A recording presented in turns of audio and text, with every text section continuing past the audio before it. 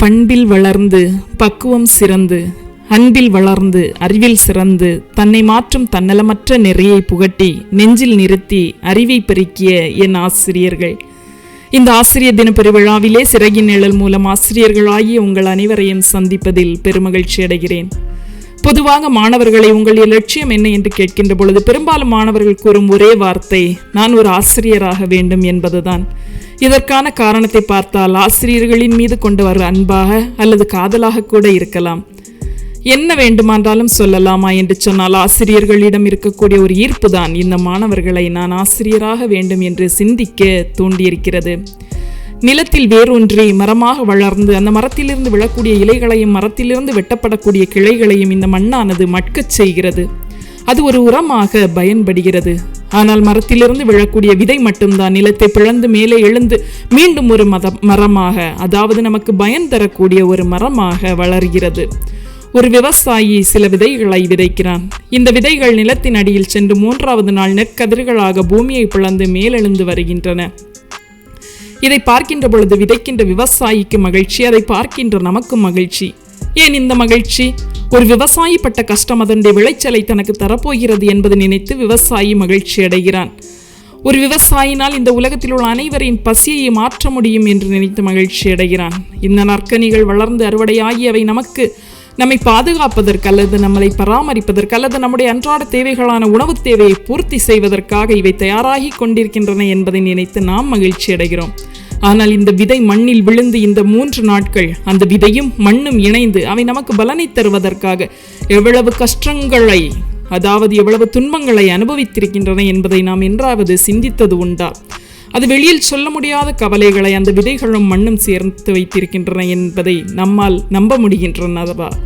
இவ்வாறுதான் ஆசிரியர் பெருமக்களும் தன்னை நம்பி வருகின்ற ஒரு மாணவனை இந்த சமுதாயத்தில் அறிவுள்ளவனாக மாற்ற வேண்டும் என்று சொன்னால் இந்த ஆசிரியர்கள் மாணவர்களுக்கு இடையே நடக்கக்கூடிய ஒரு பாச போராட்டம்.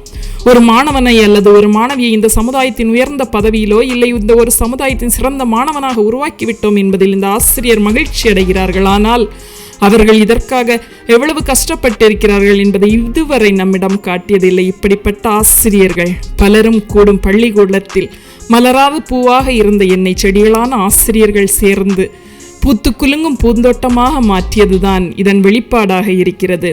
இதை நீதிவெண்பு அழகாக கூறுகிறது. வளைய வேண்டும் என்பதற்காக நெருப்பில் வாட்டிடினும் பொறுத்து வளைகின்ற மூங்கில் வேந்தனமரும் பல்லக்கில் அவனது முடிக்கு மேலே நின்று பெருமை கொள்ளும். நீண்டுயர்ந்து வளரும் மூங்கிலோ களை கூத்தாடிகளின் கையகப்பட்டு ஊரூராய் திரிந்து அவர்தம் காலடியில் மிதிபடும். இளமையிலே வருந்தி கற்பவர் வளையும் மூங்கிலாய் பெருமையடைவர், வருந்தி கல்லாதவர் மிதிபடும் மூங்கிலாய் சிறுமையடைவர்.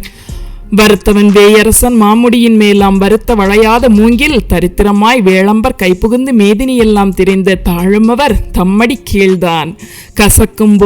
கற்கும் போது கசப்பாகவும் கற்றபின் கரும்பினை போல் சுவையாகவும் சுவைப்பதுதான் கல்வி. 3000 ஆண்டுகளுக்கு முன்பே தமிழ் சமூகம் கல்வியின் மேன்மையை உணர்ந்த சமூகமாக விளங்கியது.